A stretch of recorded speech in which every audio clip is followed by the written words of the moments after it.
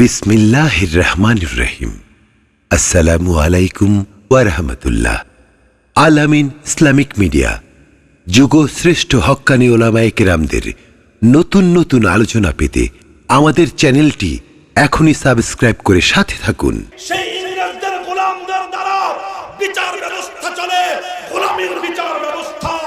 ইংরেজদের গোলামীর দ্বারা অর্থ ব্যবস্থা চলে, সুদ ভিত্তিক গোলামীর অর্থ ব্যবস্থা। ইংরেজদের গোলামরা যেই রাজনীতি করে সেটা স্বাধীনতার নামে গোলামীর রাজনীতি, পরাধীনতার রাজনীতি। জাতি, একটা জাতি স্বাধীন হয় শুধু পতাকার স্বাধীনতার মাধ্যমে নয়। একটা জাতি স্বাধীন হয় শুধুমাত্র ভূগোলের স্বাধীনতার মাধ্যমে নয়, শুধুমাত্র ৫৫,০০০ বর্গ মাইলের মানচিত্রের স্বাধীনতার মাধ্যমে জাতি স্বাধীন হয় না। আজ বড় দুঃখ লাগে, পরিতাপ লাগে, বিজয়ের মাসে এসে চোখের অশ্রুতে বুক ভাসিয়ে জাতিকে বলতে মনে চায়, আমরা স্বাধীন হয়েছি, তবে কি পেয়েছি? একটা শুধু স্বাধীন পতাকা পেয়েছি, আরেকটা স্বাধীন মানচিত্র পেয়েছি, কিন্তু আজও পর্যন্ত স্বাধীন জাতি আমরা গঠন করতে পারি না। আজ কওমি মাদ্রাসা কায়েম হয়েছিল পতাকার স্বাধীনতা, মানচিত্রের স্বাধীনতার সঙ্গে একটি স্বাধীন জাতিসত্তা গঠন করবার জন্য। আমাদেরকে ওই গোলামীর ধারার সঙ্গে মেলাতে চাও। আমরা গোলামীর ধারার সঙ্গে মিলবার জন্য স্বীকৃতি চাই নাই, স্বীকৃতি নেই নাই। আমরা স্বীকৃতি চেয়েছি, স্বীকৃতি নিয়েছি।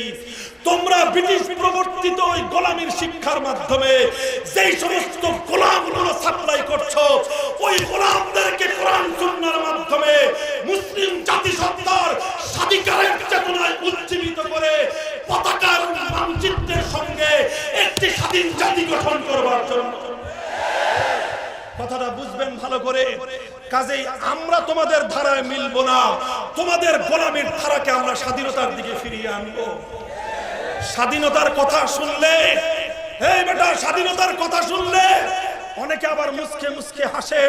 এই আমার কওমের সন্তানেরা, তোদেরকে আমি বলে যাই, এই যে লাল সবুজের পতাকাটা দেখিস, এই সবুজের পতাকার পক্ষে একটা লাল বৃত্ত আছে।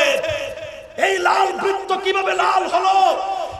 সব সবুজের বুকে এই লাল বৃত্ত তৈরি করবার জন্য রক্ত দিয়েছেন আমাদের পূর্বপুরুষ সৈয়দ আহমদ শহীদ। এই সবুজের বুকে লাল পতাকা আঁকবার জন্য রক্ত দিয়েছেন আমাদের পূর্বপুরুষ হাফেজ জামিল শহীদ। এই সবুজের বুকে লাল বৃত্ত আঁকবার জন্য ১৯৫২ সালে রক্ত দিয়েছে আব্দুল সালাম, আবুল বরকত, রফিকুল ইসলামদের মুসলিম মায়ের সন্তানদের সন্তানেরা। এই লাল পতাকা আঁকবার জন্য, সবুজের বুকে লাল বৃত্ত আঁকবার জন্য ১৯৭১ সালে আল্লাহর নামে ইনশাআল্লাহ বলে ডাক দেওয়া হয়েছিল। সেই ইনশাআল্লাহ নামে মুক্তিযুদ্ধরা রক্ত দিয়ে এই সবুজের বুকে লাল বৃত্ত অঙ্কন করেছে। কাজেই লাল সবুজের পতাকাকে কারো কাছে ইজারা দেওয়া হয় নাই। এই লাল সবুজের পতাকা আমার ব্যক্তিগত অধিকার, কওমি জাতির সন্তানের অধিকার। এই পতাকাকে ভালোবাসবাম তোরা, এই পতাকাকে ভালোবাসবে তোমরা, এই পতাকাকে ভালোবাসবে তোমরা। এই পতাকা কারো কাছে ইজারা দেবে না তোমরা। এই পতাকাকে সুউচ্চ আকাশে উঠতে তুলে ধরবে তোমরা। আর স্বাধীন এই ৫৫,০০০ বর্গ মাইলকে ভালোবাসবে তোমরা। মনে করবে শাইখুল হাদিস রহমাতুল্লাহি আলাইহি বলতেন, ৫৫,০০০ বর্গ মাইলের প্রতি ইঞ্চি মাটি আমার জায়নামাজের মাটি। এই মাটিতে আমি চেষ্টা করি। আমার এই স্বাধীন চেষ্টার মাটির দিকে বিজেপির এমপি সীমান্তের অপর প্রান্ত থেকে আমার এই মানচিত্রের জায়নামাজের মাটি কেড়ে নেওয়ার পায়তারা করে এই মাটির প্রতি ইঞ্চি স্বাধীনতাকে রক্ষা করবার জন্য মুক্তিযুদ্ধে যেতে কারা কাজী, কারা প্রস্তুত।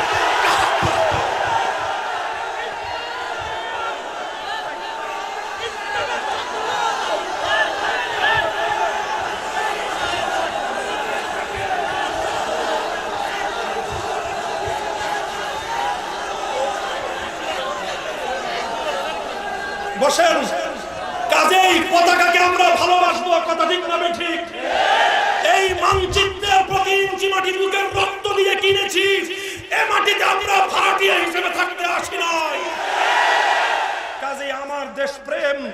আমার পতাকার প্রেম, আমার স্বাধীনতার প্রেমকে নিয়ে ওই কলকাতার দাদা বাবুদের গোলাম রবীন্দ্রনাথের সঙ্গীতের পাল্লা দিয়ে আমার দেশপ্রেম পরিমাপ করতে আসবে। আমরা রবীন্দ্রনাথ ঠাকুরকে একজন সাহিত্যিক হিসেবে সম্মান করি, তাকে একজন কবি হিসেবে আমরা শ্রদ্ধা জানাই, কিন্তু এই রবীন্দ্রনাথের ঠাকুরের ইতিহাস আমরা ভুলে যাই নাই। যখন আমার এই অঞ্চলের মাটি পশ্চিমবঙ্গের কলকাতার দাদাবাবুদের খবরদারি থেকে মুক্ত করবার জন্য এই পূর্ববঙ্গের মানুষকে মাথা উঁচু করে স্বাধিকার দেওয়ার জন্য আমাদের দেশের সোনার সন্তান স্যার সলিমুল্লাহরা যখন আন্দোলন করলো, সংগ্রাম করলো, ঢাকা বিশ্ববিদ্যালয় প্রতিষ্ঠা করবার উদ্যোগ তারা গ্রহণ করলো, তখন রবীন্দ্র বাবুরা বঙ্গভঙ্গরদের নামে সাম্প্রদায়িক উগ্রবাদী সেই আন্দোলন করেছিল। সেই উগ্রবাদী সাম্প্রদায়িকতার পশ্চিমবঙ্গের খবরদারি সেদিনও মানি নাই, আজও মানি না, কিয়ামত পর্যন্ত বরদাস্ত করব না। আমাদের পরিষ্কার কথা, আমরা পশ্চিম পাকিস্তানি খান পাঠানদেরও খবরদারি মানি নাই, পশ্চিমবঙ্গের দাদাবাবুদের খবরদারি আমরা মানব না। আমার দেশপ্রেম আমার পতাকার প্রতি, আমার দেশপ্রেম আমার ৫৫,০০০ বর্গ মাইলের প্রতি ইঞ্চি মাটির প্রতি, আমার দেশপ্রেম একটি স্বাধীন জাতিসত্তা গঠন করবার প্রতি। কথা ঠিক না বেঠিক? আখেরি পয়গাম হলো এই, কওমি মাদ্রাসা সর্বক্ষেত্রে, দেওবন্দি ধারা সর্বক্ষেত্রে একটা মধ্যপন্থা অবলম্বন করে। সেই মধ্যপন্থার মধ্যে একটা গুরুত্বপূর্ণ জায়গা হলো রাষ্ট্র, সরকার এবং প্রশাসনের সঙ্গে কওমের সম্পর্ক কি হবে। এই ব্যাপারে মুজাদ্দিদ আল ফিসানি রাহমাতুল্লাহি আলাইহি, শাইখ আহমদ সিরহিন্দি, এই ক্ষেত্রে শাহ ওয়ালিউল্লাহ মুহাদ্দিস দেহলভী, এই ক্ষেত্রে হুজ্জাতুল ইসলাম কাসিমুল খায়রাত ওয়াল উলুমের উসুল হাসতেগানা আমাদের কাছে স্পষ্টভাবে বিদ্যমান। প্রশাসন এবং সরকারের সঙ্গে আমাদের কি সম্পর্ক হবে? পরিষ্কার কথা, প্রশাসনের সাথে আমাদের সম্পর্ক হবে দুটি বুনিয়াদের উপর ভিত্তি করে। প্রথম বুনিয়াদ হলো আন-নাসিহাতু লিআইম্মাতিল মুসলিমিন, সরকার এবং রাষ্ট্রের কল্যাণ কামনা করা। খুব ভালো করে বুঝবেন, আমাদের প্রথম সম্পর্ক হবে আমরা সরকার এবং প্রশাসনের কল্যাণ কামনা করব। কল্যাণ কামনা করার অর্থ কি? কল্যাণ কামনা করার অর্থ হলো সরকার এবং প্রশাসনের সঙ্গে আমাদের সম্পর্ক হবে দেওয়ার সম্পর্ক, নেওয়ার সম্পর্ক নয়। আমরা রাষ্ট্রকে দিব, আমরা সরকারকে দিব, আমরা প্রশাসনকে দেব, নেব একমাত্র আল্লাহর কাছ থেকে। দেওয়ার অর্থ কি?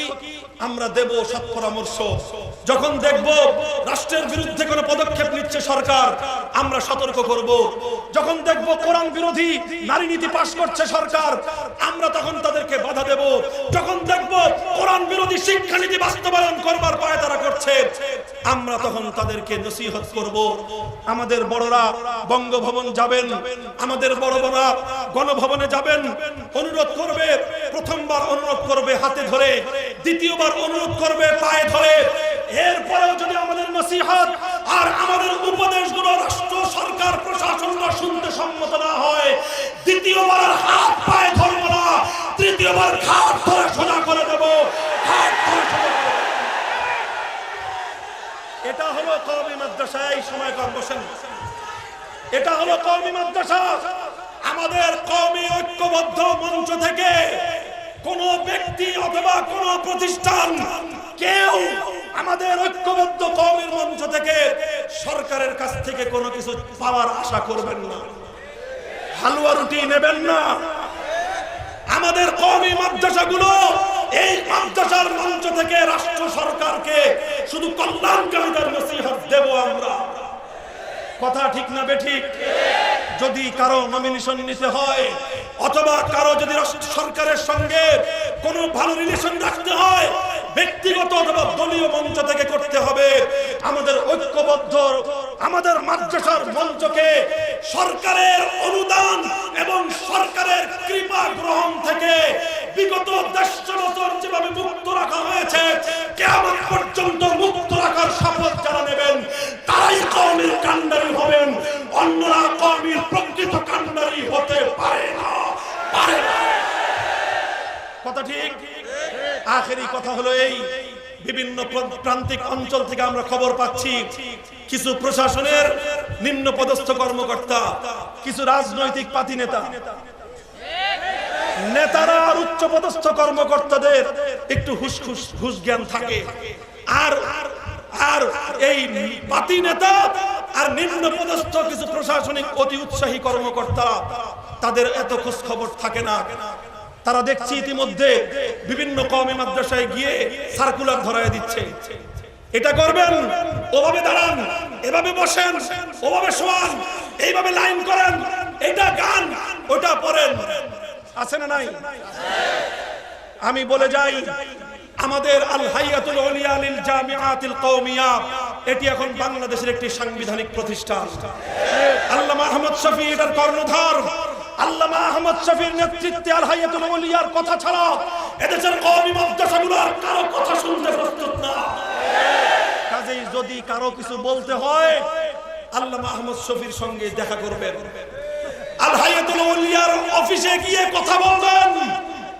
আল হাইয়াতুল উলিয়ার পারমিশন ছাড়া, আল্লামা আহমদ শফির অনুমতি ছাড়া কোন রাজনৈতিক নেতা অথবা প্রশাসনিক কর্মকর্তা যদি আমাদের কওমি মাদ্রাসার চেতনা এবং আদর্শের পরিপন্থী কোন সার্কুলার নিয়ে আসে, ওর হাত পা ভেঙে দেবেন, ওর হাত পা ভেঙে দেবেন।